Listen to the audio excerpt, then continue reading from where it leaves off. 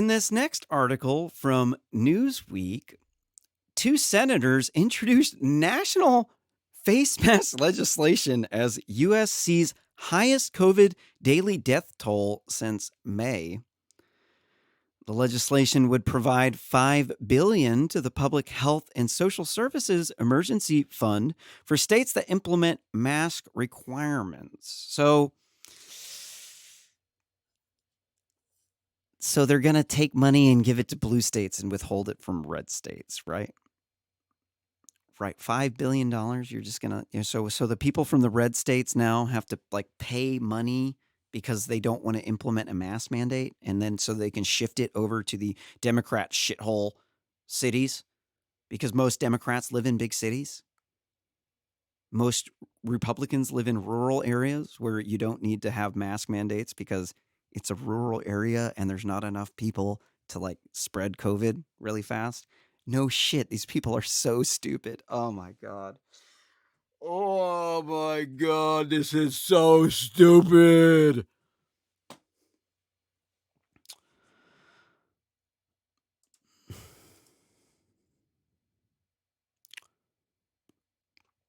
The legislation, called Encouraging Masks for All Act, quote, would encourage states to require the use of face masks in all public spaces and outside when one cannot maintain social distance, and, quote, according to a press release, it would provide $5 billion with a B to the Public Health and Social Services Emergency Fund, which would be made available to states who implement masking requirements.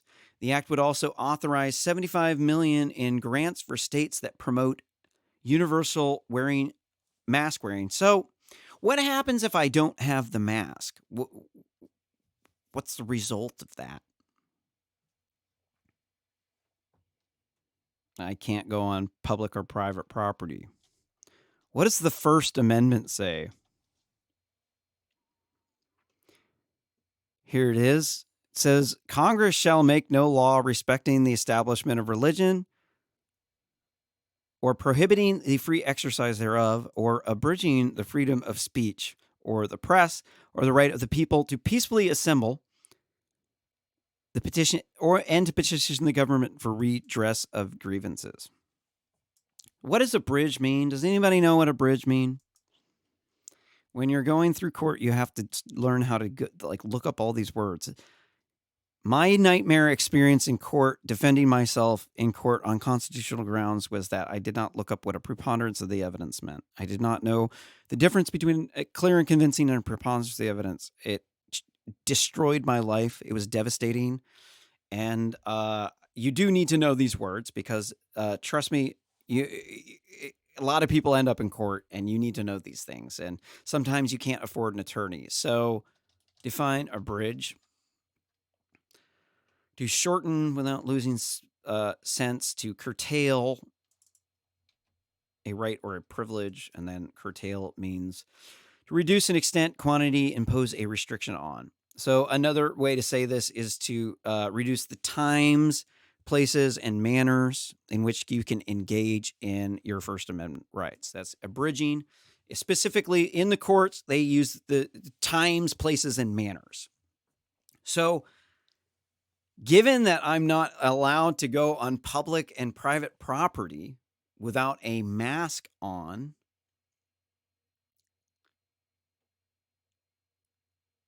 does that reduce the times, places, and manners in which I can speak on public and private property?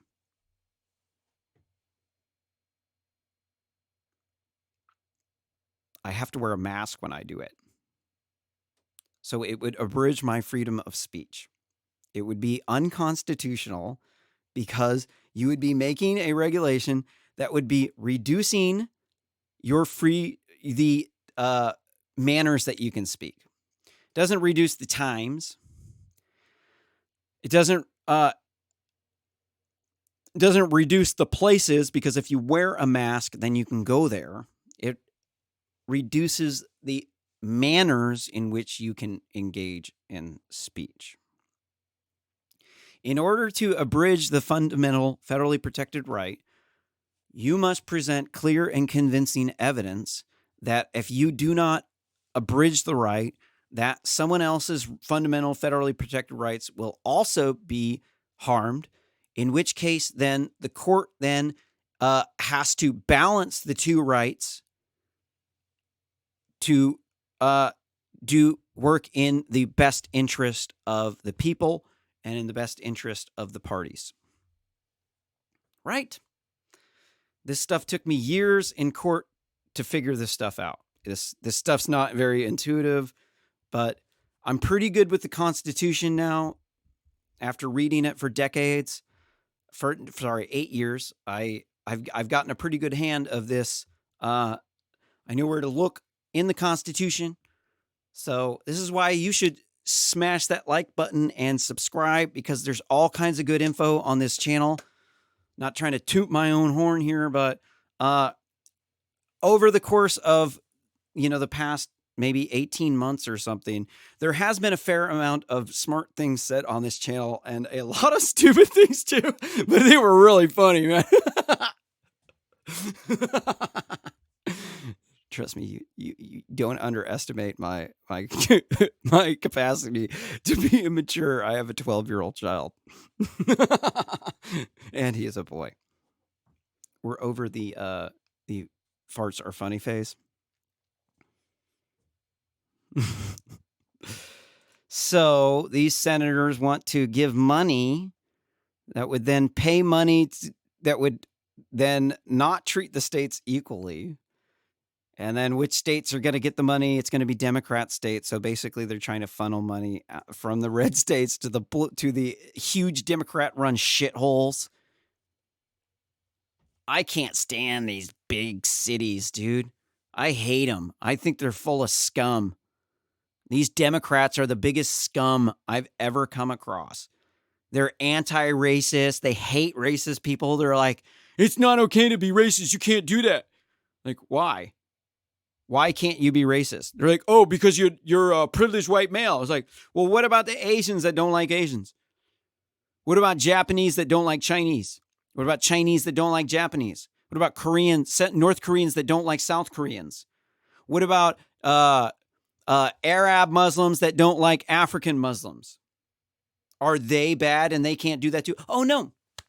They're a minority group. You're part of the dominant class of people. They're part of the oppressed class of people. So the rules only apply to thee and not to me, right? They're hypocrites. They're hypocrites. You can't listen to a single thing that these people say. They're like saying, no, you can't be racist because that means that you're a hater. Don't you hate racist people? You're anti-racist. They're like, no, anti-racist just means you're against racism. It's like anti-fascism means you're against fascism, right? Okay. So what does it mean if I'm anti-black? That means you're a racist, right? What if I'm anti-white? That means you don't like white people. It means you're a racist. Okay. What if I'm anti-gun? That means you don't like guns. You don't want guns. It means you hate guns. It means you hate. That means you're no better than a racist. You're a effing hypocrite. You're a hypocrite. Shut the F up. Shut the F up. Psh. The act would also authorize $75 million in grants for states that promote universal mask wearing. What is universal mask wearing? Does that mean like everybody has to wear a mask everywhere, even in their own house? See, this is infuriating. Why is COVID deadly? Can anybody tell me why COVID is deadly?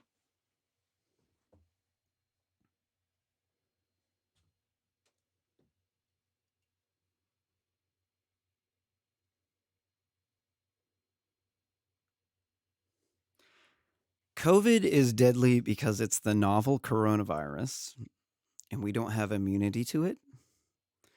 And this means that it's highly contagious. Does that mean that it's highly deadly? No. It's not highly deadly. It's only deadly to old people who are really old or people with heart disease who will probably die soon anyways. It's deadly because your immune system isn't able to smell the protein signatures on the viruses, and your white blood cells are attacking healthy cells, and it gives you SARS. You don't die from COVID, dude. Nobody has ever died from COVID. They all die from SARS. They all die from autoimmune system. They all die from their white blood cells attacking the wrong cells.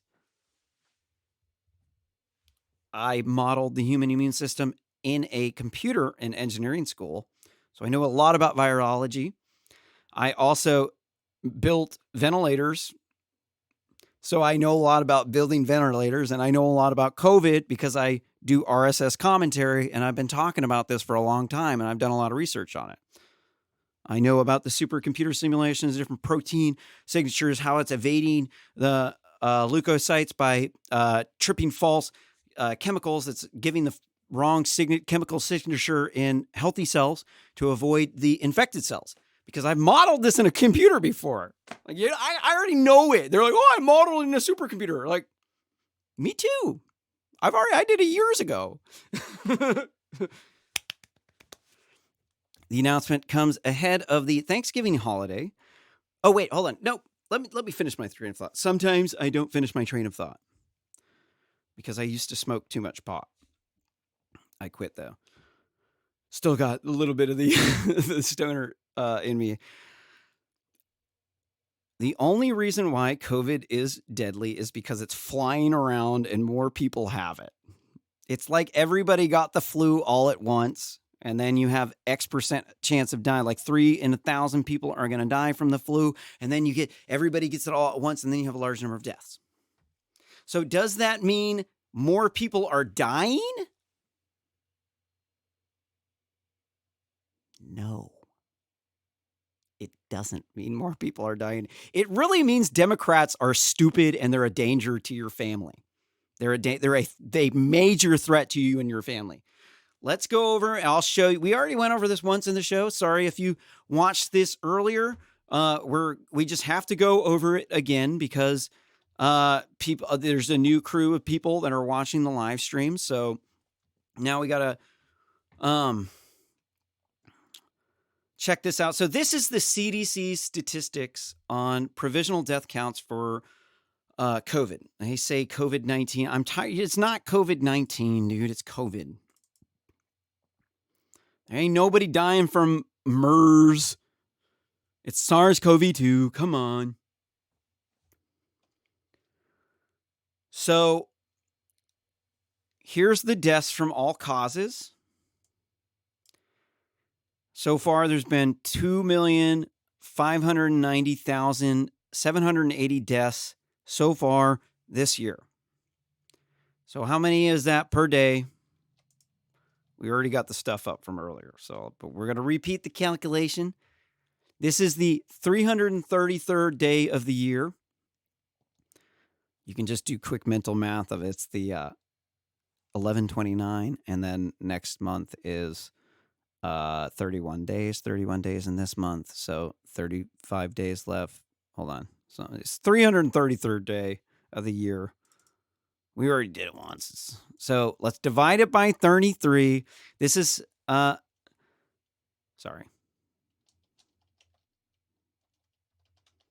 So every single day this year, there's been about 7,780 people who have died. 365 days in a year. This is a leap year, but we're comparing to a non-leap year. So we're going to multiply that by 365, and what you're going to get is 2,839,743 deaths projected for this year. It's going to be a little bit more than that because we got an uptick, but it's going to be about the same. It's going to be just about that. So how many people died in 2018? Here's CDC numbers on deaths and mortality. That's why you should subscribe to this channel, because this is the real news, baby. Ain't got no fake news. Ain't got no Democrat propaganda around here. No, Nothing but that straight talk.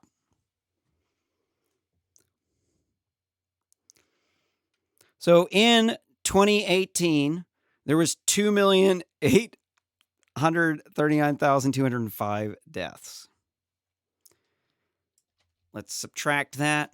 So this year, we're on track to have 538 more people die this year than in 2018.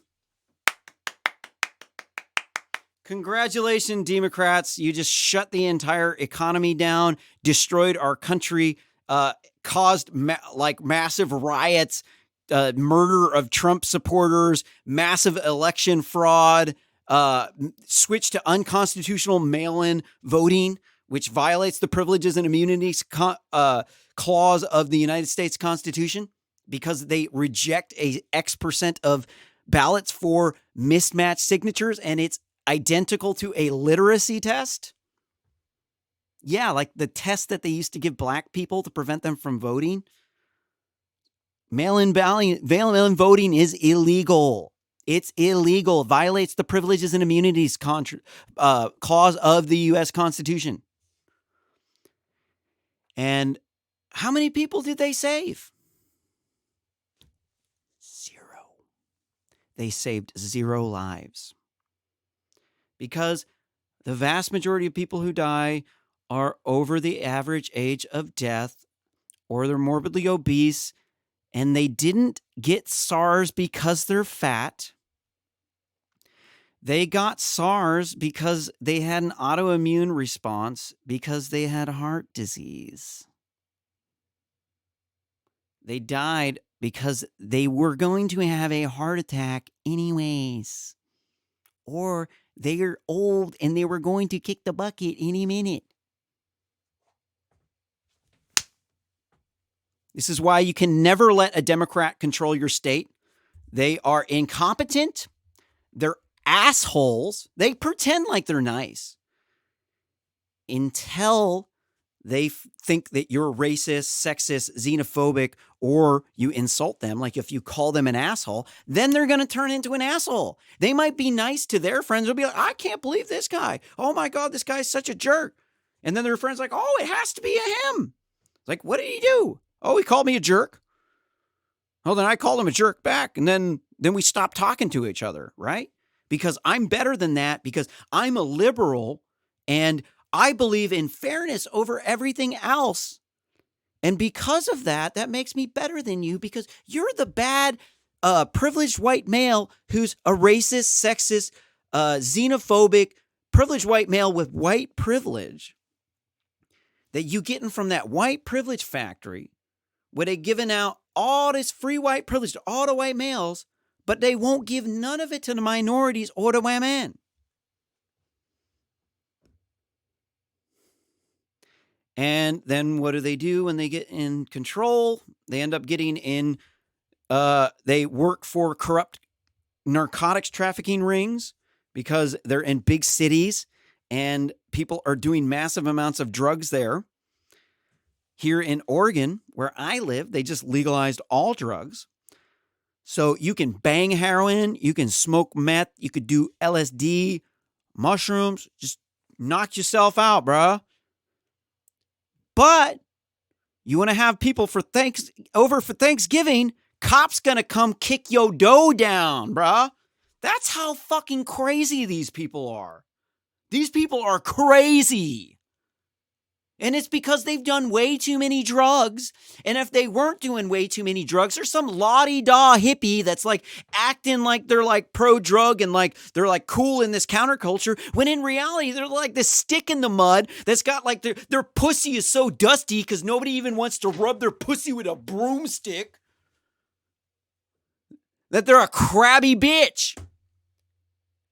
Or they're a loser, like they don't got no friends, and they're sitting around their house and they're like, oh, I'm the like cool hippie chick that's like kind of like Native American-ish. And they're like, yeah, I'm like a Native American. Oh, these white people, they took the land from the American Indians and they owned slaves. So like they've been oppressing all the minorities in the big Democrat shithole big cities. And they got this white privilege and we got to take away their white privilege because they took the land from the American Indians and we don't belong here. And they're like, because I'm like a hippie chick and I'm like a little bit like American Indian, right? So that means I'm not with the white people, and that means that the white people are not supposed to be here.